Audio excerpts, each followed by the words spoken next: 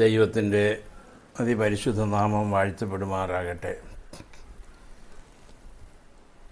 പിന്നെയും ദൈവസന്നിധിയിൽ വന്ന് ദൈവത്തെ സ്തുതിക്കുവാനും കർത്താവിൻ്റെ കാര്യങ്ങൾ പറയുവാനും ദൈവം തന്നിരിക്കുന്നതായ നല്ല അവസരത്തിനായി ഞാൻ ദൈവത്തെ സ്തുതിക്കുന്നു. ഞങ്ങളുടെ പ്രേക്ഷകർക്ക്, ഞങ്ങളെ കേൾക്കുന്നവർക്കെല്ലാം ഈ ദൈവത്തിൻ്റെ വചനം ഒരു അനുഗ്രഹമായിരിക്കട്ടെ എന്ന് പ്രാർത്ഥിക്കുന്നു. അതുപോലെ തന്നെ ഈ ചാനൽ സബ്സ്ക്രൈബ് ചെയ്താൽ അത് പ്രയോജനപ്രദമായിരിക്കും. എനിക്ക് പ്രചോദനമായിരിക്കും. അതുകൊണ്ട് നിങ്ങൾ അങ്ങനെ ചെയ്യണമേ എന്ന് പിന്നെയും നിങ്ങളോട് അപേക്ഷിക്കുന്നു. ഞാൻ എഴുതിയ മഹനീയ ശുശ്രൂഷ എന്ന പുസ്തകം ഇപ്പോൾ നിങ്ങൾക്ക് ലഭിക്കുന്നതാണ്. 30 രൂപയേ ഉള്ളൂ. അതിന് സന്തോഷമുള്ളവർ വാങ്ങി പ്രോത്സാഹിപ്പിക്കുവാനും അറിവുകൾ നേടുവാനും ഞാൻ ഉത്സാഹിപ്പിക്കുന്നു. നമ്മൾ കഴിഞ്ഞ പ്രാവശ്യം ചിന്തിച്ചത് മരണാനന്തര ജീവിതം എന്താണ്, മരണാനന്തരം എന്താണ് സംഭവിക്കുന്നത്, അതിനെക്കുറിച്ച് അല്പമായി ചിന്തിക്കുവാനിടയായിത്തീർന്നു. അതോട് ചേർന്ന് ഇന്നും ആ വിഷയം തന്നെ സംസാരിക്കുവാനും ചിന്തിക്കുവാനും ആഗ്രഹിക്കുന്നത്, പല മതങ്ങളും പല രീതിയിലെ പഠിപ്പിക്കലാണ് ആ വിഷയത്തെക്കുറിച്ചും ഉള്ളത്. അപ്പോൾ മുസ്ലിങ്ങൾ എന്താണ് അതിനെക്കുറിച്ച് അഭിപ്രായം, ഹൈന്ദവ മതത്തിൽ എന്താണ് അതിനെക്കുറിച്ചുള്ള അഭിപ്രായം എന്നുള്ളത് ബ്രീഫായി വളരെ ചുരുക്കമായി പറയുവാനായിട്ട് ചിന്തിക്കുന്നത്, മുസ്ലിം പണ്ഡിതന്മാർ പറയുന്നത് സ്വർഗം ഒരു മനോഹര സ്ഥലം തന്നെയാണ്. എന്നാൽ അമുസ്ലിങ്ങൾക്ക്, മുസ്ലിം അല്ലാത്തവർക്ക് അഥവാ സുന്നത്ത് നടത്താത്തവർക്ക് അവിടെ പ്രവേശിക്കുവാനായിട്ട് കഴിയില്ല. അവരെല്ലാം ഹറാമാണ്. സുന്നത്ത് നടത്തിയാൽ മാത്രമേ സ്വർഗത്തിൽ കടന്നു പോകുവാനായിട്ട് കഴിയുള്ളൂ. ഇവിടെ ചെയ്യുന്ന ഏത് പ്രവർത്തനങ്ങൾക്കും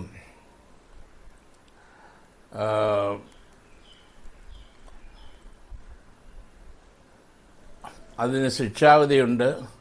പക്ഷേ അതിന് കാലാവധിയുണ്ട്. കാലാവധി കഴിയുമ്പോൾ സുന്നത്ത് സ്വീകരിച്ച ആളുകൾക്ക് മോക്ഷവും വീണ്ടും പ്രദാനം ചെയ്യും. അപ്പോൾ ഏത് തെറ്റുകൾ ചെയ്യുന്നവർക്കും അവിടെ പ്രവേശനമുണ്ട് എന്നുള്ളതാണ് അവരെ പഠിപ്പിക്കുന്നതായ കാര്യം. അതുപോലെ പ്രധാനമായിട്ട് മുസ്ലിമിന് വേണ്ടി മരിക്കുന്നത് അതൊരു പുണ്യപ്രവൃത്തിയാണെന്നും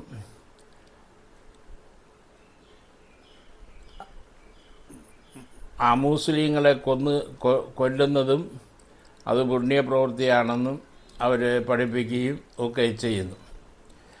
ഇവിടുത്തെ പഠിപ്പിക്കൽ പോലെ തന്നെ അവരെല്ലാ മറ്റുള്ള മതങ്ങൾക്കും വിരോധമായി നിൽക്കുന്ന ഒരു ഗ്രൂപ്പാണ്.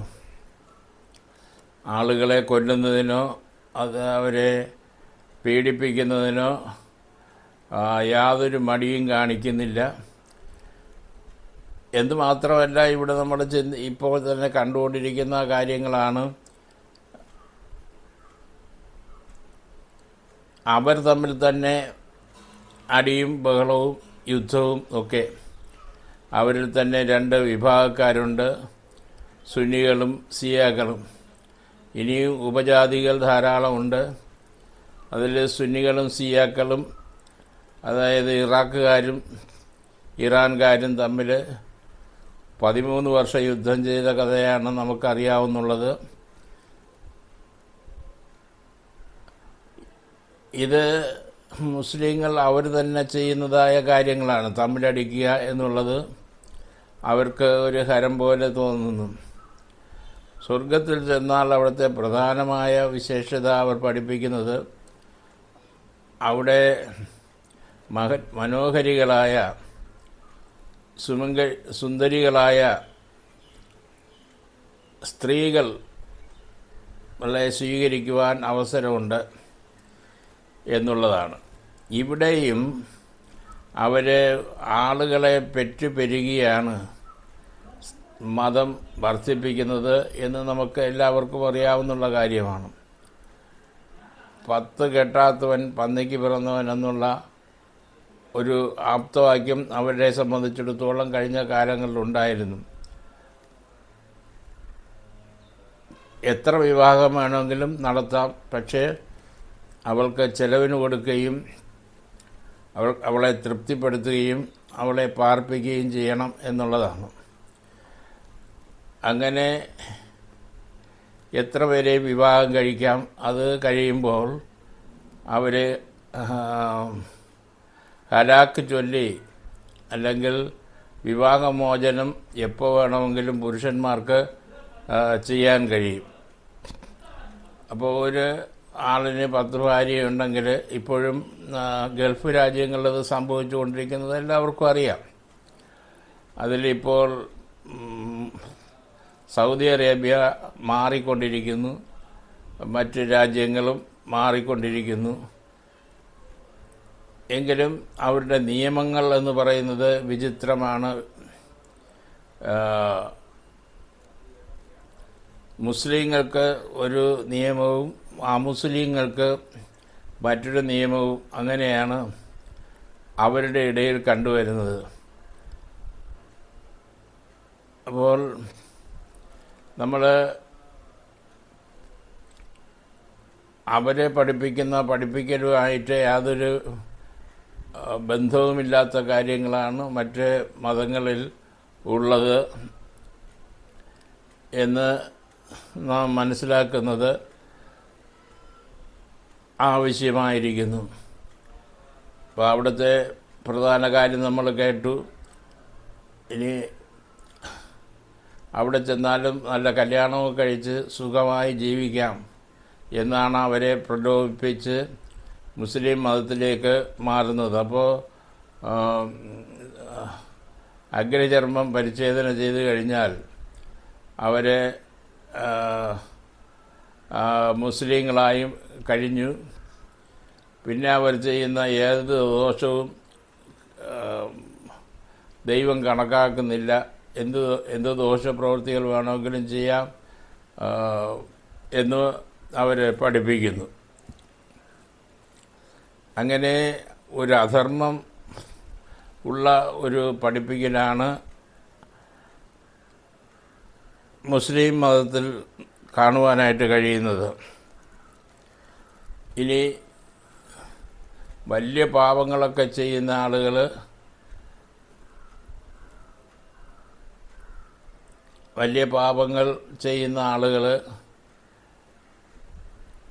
അവർക്ക് കുറച്ച് കാലത്തേക്ക് നരകത്തിൽ ശിക്ഷാവിധി, അതായത് ശിക്ഷാകാലം ഉണ്ട്. അവർ ചെയ്യുന്ന പാപത്തിന് ഒത്തപോലുള്ള ശിക്ഷാവിധി അവിടെ ലഭിക്കും. അത് കഴിയുമ്പോൾ അവർക്ക് മോചനവും ഉണ്ടാകും എന്നാണ് അവരുടെ പഠിപ്പിക്കൽ. ഇപ്പോൾ ഒരു കാലഘട്ടം കഴിയുമ്പോൾ അവിടുന്ന് മോചനം ലഭിക്കും. അതുകൊണ്ട് ഏത് പാപവും മുസ്ലിങ്ങൾക്ക് ചെയ്യുന്നതിൽ കുഴപ്പമില്ല എന്ന് പഠിപ്പിക്കുമ്പോൾ അവരെന്തും ചെയ്യാൻ ഇവിടെ തയ്യാറാകുന്നു. പിന്നെ ബീഡി വലിക്കാതിരിക്കുക, കള്ളു കുടിക്കാതിരിക്കുക, വ്യഭിചാരം ചെയ്യാതിരിക്കുക. എത്ര വിവാഹം വേണമെങ്കിലും കഴിക്കാം. പക്ഷെ കഴിക്കുന്ന പെൺകുട്ടിക്ക്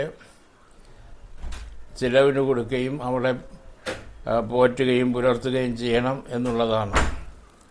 അത് സ്വർഗത്തിലുണ്ടെന്നാണ് അവർ പഠിപ്പിക്കുന്നത്. രണ്ടാമത് നമ്മൾ ഹൈന്ദവ മതത്തിലേക്ക് കടന്നു വന്നാൽ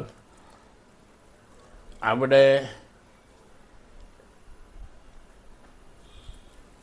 നമ്മൾ അതൊക്കെ നമുക്കറിയാവുന്നതുപോലെ തന്നെ പുനർജന്മം ഉണ്ട്. ഈ ലോകത്തിലെ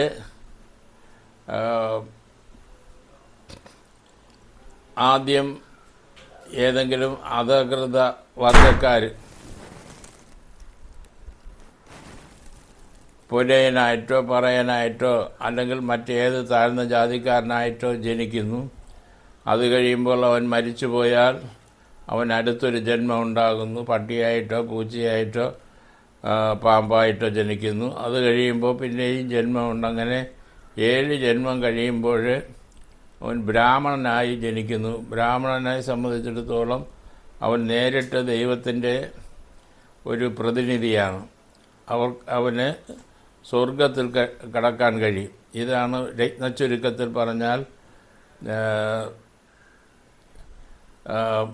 ഹൈന്ദവ മതത്തിൽ പഠിപ്പിക്കുന്ന മരണാനന്തര ജീവിതം എന്ന് പറയുന്നത്. അപ്പോൾ പുനർജന്മത്തിൽ പഴയ ജന്മത്തിൽ ചെയ്ത പാവപ്രവൃത്തികൾക്ക് പുനർജന്മത്തിൽ അതിൻ്റെ ശിക്ഷ അനുഭവിക്കുന്നു. അങ്ങനെ അനുഭവിച്ച് ബ്രാഹ്മണനായിട്ട് ജനിക്കുന്നു. ക്ഷത്രിയനായിട്ടും ശൂദ്രനായിട്ടും ഒക്കെ ജനിച്ചതിന് ശേഷം, വൈശ്യനായിട്ടും ഒക്കെ ജനിച്ചതിന് ശേഷം അവർ ചെയ്യുന്ന പാവപ്രവൃത്തികൾ പിന്നെ ബ്രാഹ്മണനായിട്ട് ജനിക്കും. അപ്പോൾ അതുകൊണ്ട് അധകൃത വർഗക്കാർ എന്ന് പേര് കുത്തി പറയുന്ന ഒരു കൂട്ടരെ അവർ മെനഞ്ഞെടുത്തു. താഴ്ന്ന ജാതിക്കാർ അവരും ബ്രാഹ്മണരായിട്ട് കുറേ കഴിയുമ്പോൾ ജനിക്കും. അതുകൊണ്ട് നിങ്ങൾ ഭയപ്പെടേണ്ട. ഇപ്പോൾ അടിമകളായിട്ടിരിക്കുന്ന നിങ്ങൾ കുറേ കഴിയുമ്പോൾ ബ്രാഹ്മണരായിക്കൊള്ളും എന്ന് പഠിപ്പിച്ച് അവരെ തള്ളുന്നു. അവിടെയും സ്വർഗത്തിലോട്ട് ഒരു മനുഷ്യൻ മരിച്ചു കഴിഞ്ഞാൽ പോയാൽ സ്വർഗത്തിലോട്ട് പോകുമ്പോൾ അവർ ചെയ്യുന്ന തെറ്റുകൾക്ക് ഫലം ഉണ്ടാകുന്നു എന്ന് അവർ പഠിപ്പിക്കുന്നു. യുധിഷ്ഠിരൻ മരിച്ചപ്പോൾ കുറച്ച് ദിവസത്തേക്ക്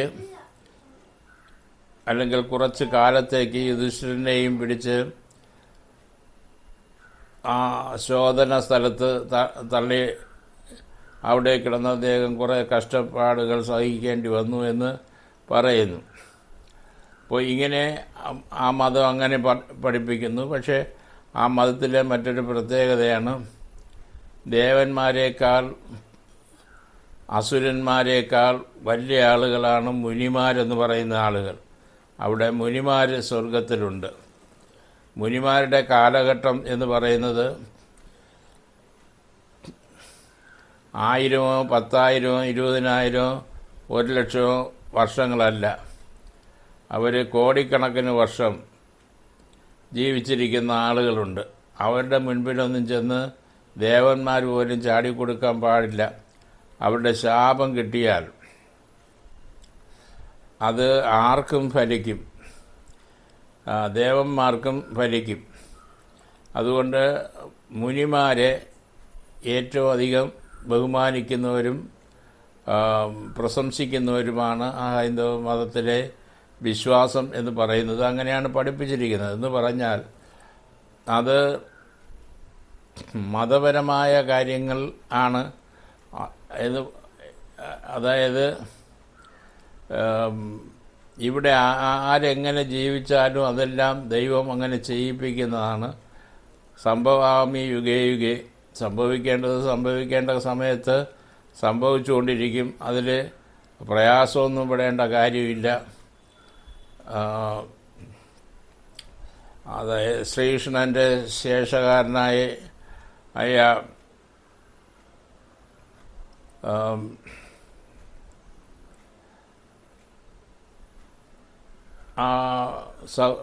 പയ്യൻ മരിക്കുമ്പോൾ അത് മരണവും ജനനവും ഒക്കെ ഉള്ളത് തന്നെ കുഴപ്പമൊന്നും. പിന്നെ കുരുക്ഷേത്ര യുദ്ധത്തിൽ അവരെ സമാധാനിപ്പിക്കാൻ അദ്ദേഹം പറയുന്നത്, ഇത് സംഭവിക്കേണ്ട കാര്യങ്ങളെല്ലാം സംഭവിച്ചുകൊണ്ടിരിക്കും. ഒരു ക്ഷത്രിയനായവൻ്റെ കടമ ചെയ്യണം. അവന് യുദ്ധം ചെയ്യുന്നതും ആളുകളെ കൊല്ലുന്നതുമൊന്നും ഒരു പാപമല്ല, തെറ്റല്ല എന്നാണ് അതിലെ പഠിപ്പിക്കൽ എന്ന് പറയുന്നത്. നമ്മൾ ചിന്തിക്കുമ്പോൾ ഇത് മറ്റൊരു പഠിപ്പിക്കലാണ്. ഇതെത്ര പേർക്ക് അറിയാമെന്നും അറിഞ്ഞുകൂടാ. പിന്നെ കഥകളും ഉപകഥകളും മറ്റുമൊക്കെ നിറഞ്ഞതാണ് മഹാഭാരതം അല്ലെങ്കിൽ ഹൈന്ദവ പുരാണം എന്ന് പറയുന്നത്.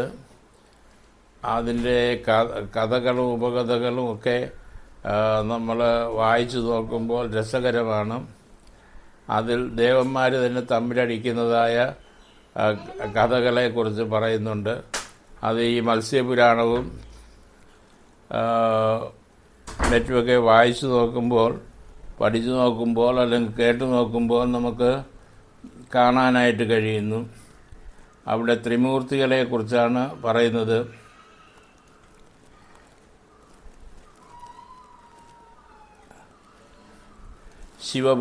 പുരാണത്തിലും ഒക്കെ പഠിപ്പിക്കുന്നത് നമ്മൾ കേട്ടു നോക്കുമ്പോൾ തന്നെ അറപ്പ് തോന്നുന്ന കാര്യങ്ങളാണ്. ശിവൻ്റെ ഭാര്യയെ ബ്രഹ്മാവ് മോഷ്ടിച്ചുകൊണ്ട് പോവുക, ശിവൻ്റെ തലയെ ബ്രഹ്മാവിൻ്റെ തലയെ ശിവൻ അറുത്ത് കളയുക, പിന്നെ വേഷം മാറി സ്ത്രീവേഷവും പുരുഷവേഷവും ഒക്കെ കെട്ടി പിന്നെ ക്രീഡ നടത്തുക. അയ്യപ്പൻ ഉണ്ടായത് അങ്ങനെയാണെന്നാണ് എല്ലാവർക്കും അറിയാമെങ്കിലും അതിനെയും ദൈവമെന്ന് ആരാധിക്കുവാൻ നമ്മുടെ ഇന്ത്യയിലെ ആളുകൾക്ക് കഴിയുന്നുണ്ട്. ഇന്ത്യയിലെ ആളുകൾക്ക് വിശേഷമായ കാര്യങ്ങളുള്ളതെന്ന് നമ്മൾ ചിന്തിച്ചാൽ പശുവിനെ പോലും ദൈവമെന്ന് സ്വന്തം അമ്മയ്ക്ക് അപ്പന് നന്മ ചെയ്യാത്തവർ പശുവിനെ പോറ്റിയാൽ അത് മതിയെന്ന് ചിന്തിക്കുന്നവരാണ് അവർ. അപ്പോൾ അതിൽ കൂടുതലൊന്നും പറയാനില്ല. ഇപ്പോൾ വിവിധ മതങ്ങൾ നിത്യജീവനെക്കുറിച്ച് പഠിപ്പിക്കുന്നത് അങ്ങനെയാണ്. അവരും അവിടെ നരകം എന്ന് പറയുന്ന സ്ഥലത്ത് പോയാൽ അവിടെ പീഡകൾ അനുഭവിക്കേണ്ടി വരുന്നു എന്ന് പഠിപ്പിക്കുന്നു.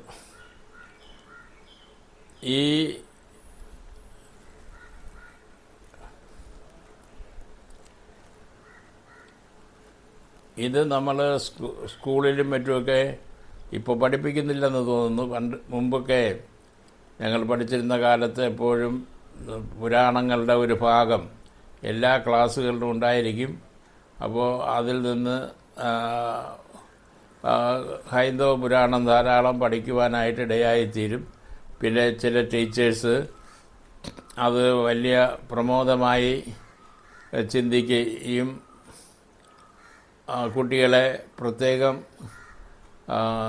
സമയമെടുത്ത് പഠിപ്പിക്കുകയും ചെയ്യുന്ന രീതിയും ഉണ്ടാകാറുണ്ട്. അതിൽ നിന്ന് നമുക്ക് പഠിച്ചു കിട്ടുന്നതായ ഭാഗങ്ങളാണ്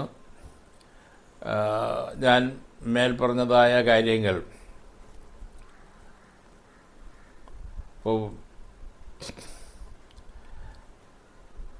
അതിൽ ഇപ്പോൾ കുരുക്ഷേത്ര യുദ്ധത്തെക്കുറിച്ച് നമ്മൾ ശകലം കൂടെ ചിന്തിച്ചാൽ ചതിക്ക് ചതിയാണ്. ഇപ്പോൾ വിഷകല ടീച്ചർ പറയുന്ന അതേ കാര്യം തന്നെയാണ് ഇപ്പോഴും പറയുന്നത്. ജാതി വേണം, ജാതിയുണ്ട്. അവരേത് ജാതിയാണെന്ന് അവർക്ക് തന്നെ അറിഞ്ഞുകൂടാ, ആർക്കും അറിഞ്ഞുകൂടാ.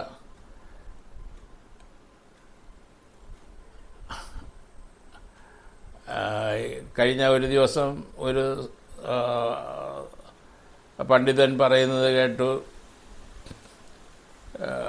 പത്മനാഭസ്വാമി ക്ഷേത്രം എന്ന് പറയുന്നത് പുലയന്മാരുടെ വകയാണെന്നാണ്. പണ്ട് പുലയന്മാരാണ് ഇവിടുത്തെ പ്രബല ജാതികളായിരുന്നവർ. അവർക്ക് രാജാക്കന്മാരുണ്ടായിരുന്നു.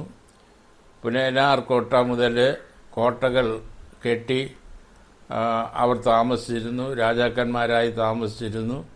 പിന്നീട് വന്നവർ അവരെ യുദ്ധങ്ങൾ ചെയ്ത് അവരെ കീഴടക്കി അവരെ അധകൃതരാക്കി മാറ്റിയതാണ്. എന്താണ് അദ്ദേഹം കഴിഞ്ഞ ദിവസം യൂട്യൂബിലൂടെ പറയാനുണ്ടായിത്തീർന്നത്. അങ്ങനെ നമുക്ക് ഇപ്പോൾ എന്ത് പഠിക്കാനും ഇപ്പോൾ വളരെ എളുപ്പമാണ്.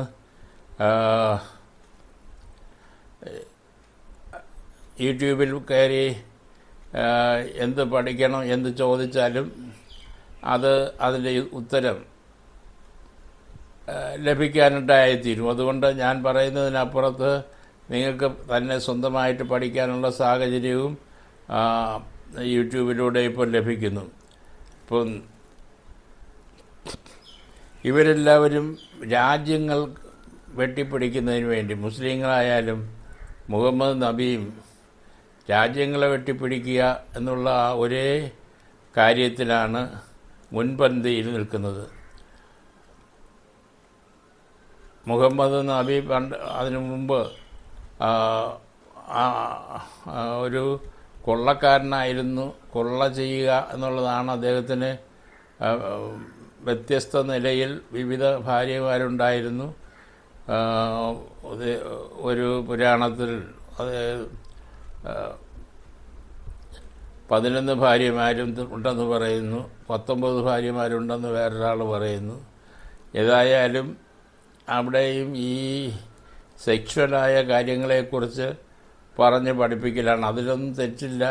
അദ്ദേഹത്തിന് 6-7 വയസ്സായ അദ്ദേഹത്തിൻ്റെ കൊച്ചുമക്കളുടെ പ്രായമുള്ള പെൺകുട്ടികളെയും ഭാര്യമാരായി സ്വീകരിച്ചു എന്നുള്ള അധർമ്മവും മായ കാര്യമാണ് പഠിപ്പിക്കുന്നത്. ഇന്നൊക്കെ അവർ ജീവിച്ചിരുന്നെങ്കിൽ തീർച്ചയായിട്ടും അഴിക്കുള്ളിൽ പോകുമായിരുന്നു.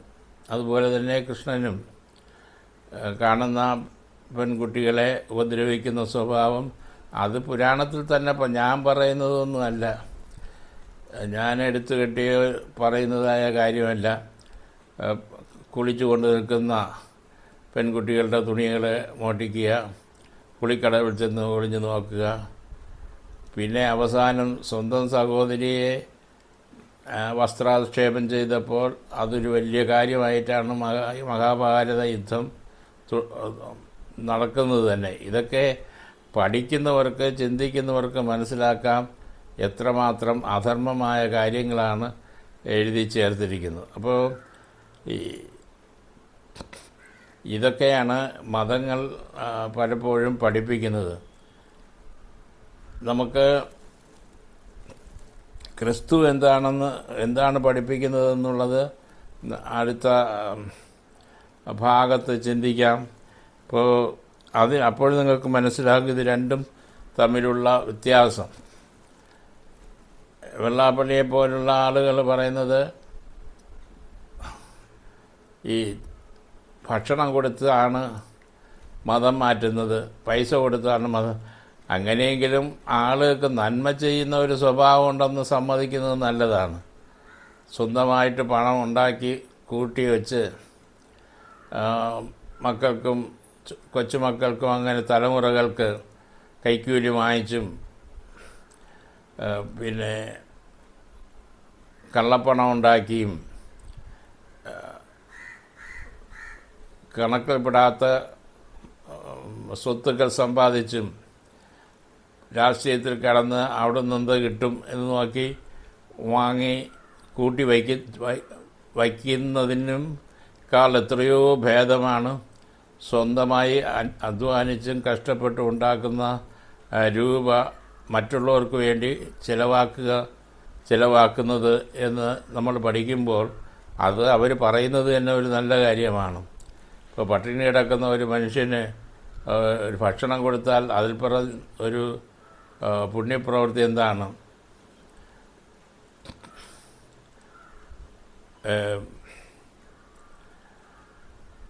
പരോപകാരമേ പുണ്യം, പാപമേ പരപീഡനം. പാപം ചെയ്യുന്നത് പരപീഡനമാണ് വെള്ളാപ്പള്ളിയോ പോലുള്ളവർ. എന്നാൽ പരന് നന്മ ചെയ്യുന്നത് ഒരു പുണ്യപ്രവൃത്തിയാണെന്നാണ് പുരാണങ്ങളിലും പറയുന്നത്. അങ്ങനെയെങ്കിൽ അതൊരു നല്ല പ്രവൃത്തി തന്നെയാണെന്ന് നമുക്ക് ഉറക്കെ പറയാനായിട്ട് കഴിയും. ഇവിടെ മിഷനറിമാർ വന്ന് അവർക്കുണ്ടായിരുന്ന എല്ലാ സ്വത്തുക്കളും വിറ്റ് ഇവിടുത്തെ കുഷ്ഠരോഗികളെ ചികിത്സിക്കാൻ വന്ന സ്റ്റെയിൻസിനെ പോലുള്ള ആളുകളെ കൊല്ലാനാണ് ഹൈന്ദവർ ഇഷ്ടപ്പെടുന്നതെങ്കിൽ വെള്ളാപ്പള്ളി പറയുന്നത് ശരി തന്നെയാണ്.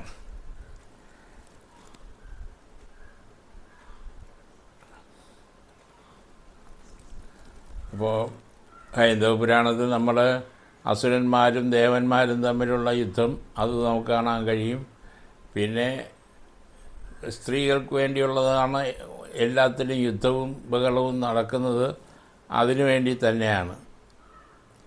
എന്നാൽ വ്യത്യസ്തമായിട്ടെന്ന് പറഞ്ഞാൽ യേശു പറഞ്ഞത് എൻ്റെ രാജ്യം ഐഹികമല്ല, ഈ ലോകത്തിൽ നശിച്ചു പോകുന്നതല്ല, അത് നിലനിൽക്കുന്ന രാജ്യത്തിന് വേണ്ടിയാണ് ഞാൻ കടന്നു വന്നത്, അതിനു വേണ്ടി പോരാടുക എന്ന് പഠിപ്പിച്ചു. ദൈവം നമ്മളെ സഹായിക്കുമാറാകട്ടെ. ഞാനിപ്പോൾ എഴുതിയതായ ഒരു പുസ്തകമുണ്ട്, മഹനീയ ശുശ്രൂഷ. നിങ്ങൾക്ക് വേണമെങ്കിൽ വാങ്ങാവുന്നതാണ്. ദൈവം നമ്മെ സഹായിക്കുമാറാകട്ടെ. ആമേൻ.